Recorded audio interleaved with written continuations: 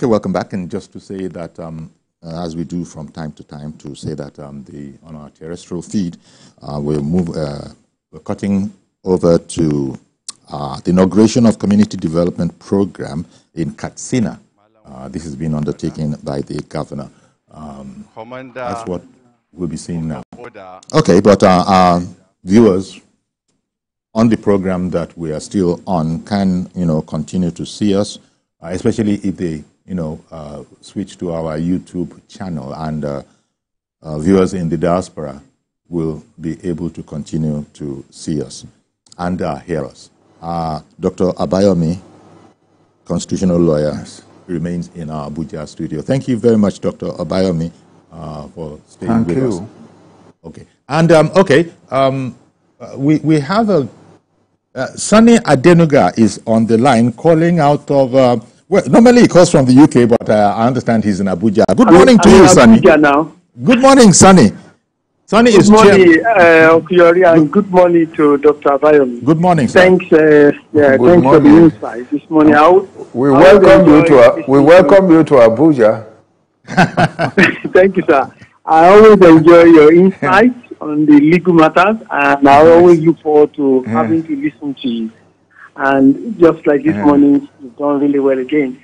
Now, but I want to ask, maybe from your experience, what can be done to address these issues regarding corruption in judiciary? Of course, you highlighted one of the key issues there about the quality of appointments that have been made over years, and that clearly shows how we got here.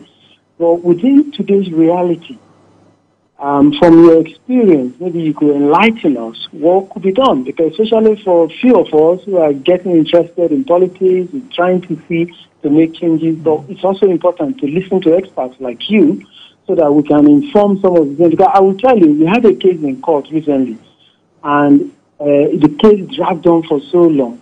It took me a lot of reluctance to agree to write a petition to the National Judicial Council, and I kept questioning, why should things get to this point? So it's frustrating, even for those of us who are budding politicians, and I know many young Nigerians who probably listening to me as well, they may feel that sense of same frustration. But from your experience, what can we do differently?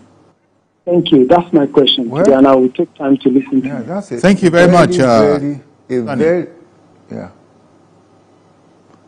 That's a very good question, but it's a question that cannot get easy solution or easy proposition.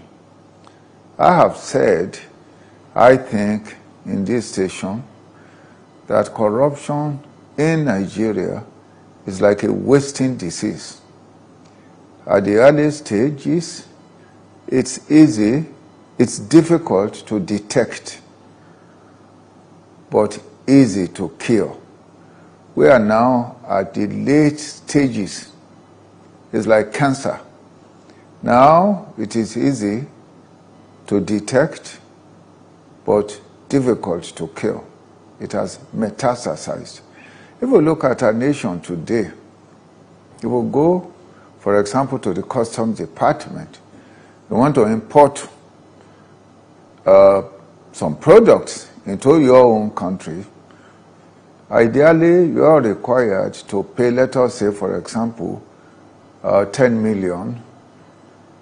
Customs will tell you, you pay 5 million to government, pay us 3 million, and then you get away.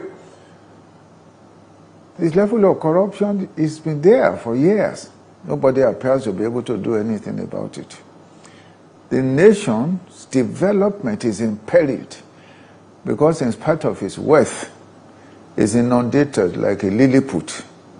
Now, if you go to the police, if you don't have money, regardless of whether you have right, you can't do anything. I have even present example where some land grabbers, in spite of all the documents I have, even in my own state, I can't get police to do anything They won't, unless you have money to get. And I'm not going to give anybody any money to do his job. So if we decide not to, then of course, your right cannot be protected. If we now go into politics, if we don't give them money, they won't vote. So you can see the complication. How do we then deal with it? You now look at study, I think it's Niccolo Machiavelli who said, study the lives of those who have gone before, see where they succeeded or failed. In the same manner, you study other nations and see how things were changed. The disorder that we have now used to be in Turkey, but today things are very different and organized, and it is because of leadership. So if we now have leadership, and how do you get the leadership that is determined to transform Nigeria, particularly to deal with corruption? Because the greatest tragedy of this nation is underdevelopment, is low rating, is neurosis, is corruption, public corruption. What I'm talking about, the people in leadership, in government, in public institutions, they are the people that underdevelop Nigeria. So you need a leader who is not interested merely in the badge of office, but the burden of leadership. And the people will have to make up their mind what nation they want and what leaders they wish 1 moment, Dr. to have. Dr. Abayomi, I beg your pardon, sir. Okay, let me bring on Prince. Thank you very much for holding on, Prince, in Abuja. Go ahead now, please. Good morning, Chief Yori, and good morning to your guests. Good morning, sir. Just the way the last caller has said, it's always good to hear his points in regards to issues that deals with law. And we're really learning from him a lot, and we appreciate his time in the studio. I would like to talk about these issues we're discussing today from my own standpoint, which goes a long way the appointment of various judges in our various courts. Because, in appointing this judge, I, for one, as an individual, while growing up, I initially wanted to be a lawyer. And in my little knowledge of law, I understand the fact that for every appointment of judges, it passes through a process. Both appointments, sacking of each judges in the various courts must come from the legal judicial council that appoints and also fires judges. But we've seen cases where we have political interference in the appointment of judges and also in the sacking of judges. Yes. And that doesn't all go well for us as citizens, which tend to look at law or the lawyers or the court itself as the common hope of the hope of the common man. So thank God we have someone who is learned, who has a lot of experience to actually point us in the right direction of how to go to actually correct these abnormalities that comes across the appointment and the sacking of judges. Because if we have to get it right from that point, we'll be able to address, if not 100%, 50% of the issues that cut across corruption in our legal system. Another one is for citizens like us, who might have had run-ins with the law, and we've had evidence of judges who have involved themselves in corruption. How do we go about giving out those information to be able to hold these judges accountable? I, for one, as an individual, have had a case in court, and the individual posted to me that this is not the first time they are taking people to court. The judge is on their payroll. The judge can definitely do what they want, and at the end of the day, they get justice for it. And I have it on record. But how do we even go to even actually get this? Because the judge is still get it tomorrow. The case went in their favor because they have the money, they have the judges. Okay. So how do we correct those abnormalities? Because it is one too many. This is just my own case. A lot of cases like that, a lot of Nigerians that they don't have the money, they don't have the power to actually fight this individual because the judges are in their pocket, and it doesn't all go well for our society. We should have a situation where, as common man, we can hold on to our court and say, yes, this court are there to actually protect the rights of every citizen of this country. Thank you very much as I listen to you. Thank you, Prince. And Dr. Abayomi, let me slip in an inquiry I have that might be related to this, which is that does the Chief Justice of the Federation have any impact on the National Judicial Council In other words, does it depend on who or the type of Chief Justice that we have as the chairman of the Judicial Council? Yes, yes. He is the Chief Justice of the Federation, is the chairman. He basically presides over most judicial bodies. And she has a lot of influence. But, you know, at the level in which the Chief Justice is presiding, the process has gone through certain stages. So when it gets to the Chief Justice, how much can she really do or he really do as an individual? That's one of the problems we have. There is a need to decentralize most of these institutions. There is also a need for the people to have greater influence in monitoring corruption. I do not believe we're going to improve on it. And this is the greatest injury, the greatest wound that this nation faces. We're not going to improve on this nation until our people make the struggle against corruption a national preoccupation. I'm talking of the people. Because corruption is largely propelled by the people in government and public institutions who are put there to work for the people, but they end up working for themselves to the detriment of the nation.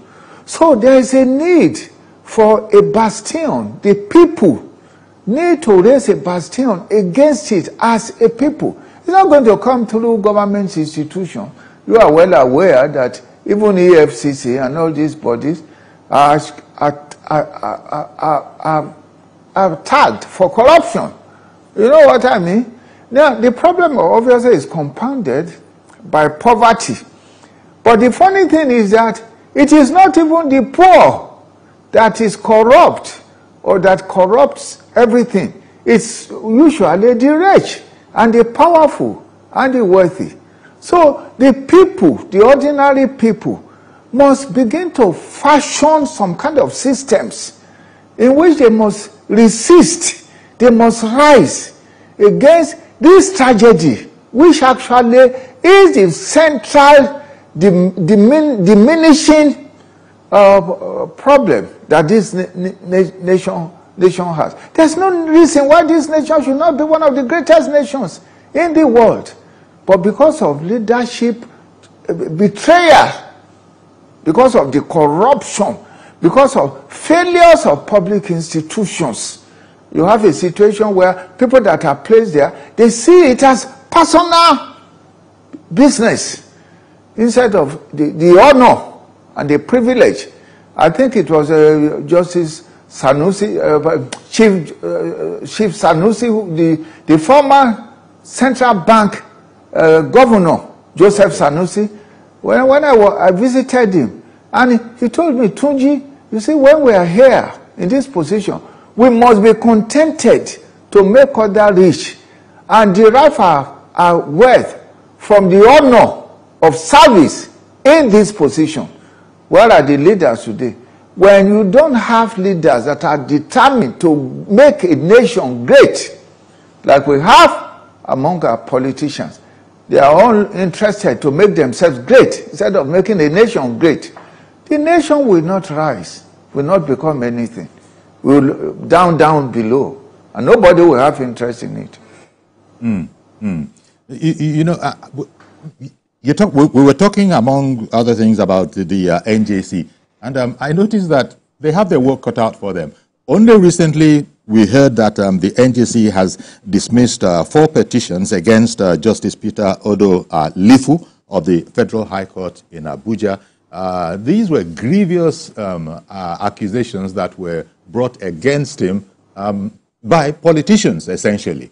And I think among their findings, they found that, look, number one, they're all unsubstantiated because when apparently they invited them to appear before them, the complainants or the accusers did not show. And they determined that, look, in this case, this is a bad call. So, on the one hand, there are people that are criticizing the NJC, but on the other hand, they are also, they have their work cut out for them, trying to sift between spurious complaints and all that kind of a thing. It's almost as if you don't envy anybody who is a member of that NJC. Well, the first thing, let us also understand something. The whole process of monitoring the judiciary needs to be liberalized. You go through so many process difficulty of finding a petition against a judge who has corrupted himself. Moreover, in my view, it shouldn't also depend on the petitioner. There should be systems within this judiciary by which these things should be monitored, either by monitoring their accounts, their expenditures, their way of life, or even planting agents within courts. All of these are systems, systematized ways of monitoring the whole, even though the level of corruption within the judiciary of Nigeria, I mean, we are in a problem, serious problem. When the judiciary becomes as corrupt, almost as corrupt as the police system, what are we talking about? So there's a lot of thinking. If it is necessary, there's a need for a national conference on how to deal with corruption within the judiciary. Because I'm saying this because, okay, other departments can be corrupt. Like Meta Masuli said, when the judiciary of a nation becomes as corrupt as that of Nigeria, the nation is imperiled. And what we are seeing in international commercial relationship is part of the problem of this nation. I mean, you have corrupt people who cannot be sent to jail in Nigeria. When they get abroad, they are sent to jail because nobody is above the law. In our nation, the law is meant for the ordinary people, the weak, the feeble, the vulnerable. The powerful is above the law. He can do whatever he likes. And yet, he is the one, really, that should be controlled by the law. Because it is power that he needs to control. It is influence that you need to control. It is money that you need to control in order to build a nation. So this is the problem that we have. Contrary to teachings, it's elementary, even rudimentary, that nobody is above the law. That might be the way to get top marks if you were to write that in an exam answer. But people are saying that that is only as far as the paper is concerned, that in practical reality, it is far from that.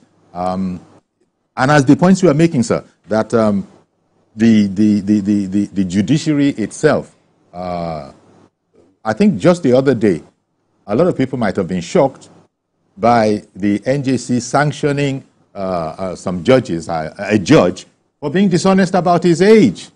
So it goes back to what kind of people, constitute the NJC, and what kind of justice or balance of justice can you expect?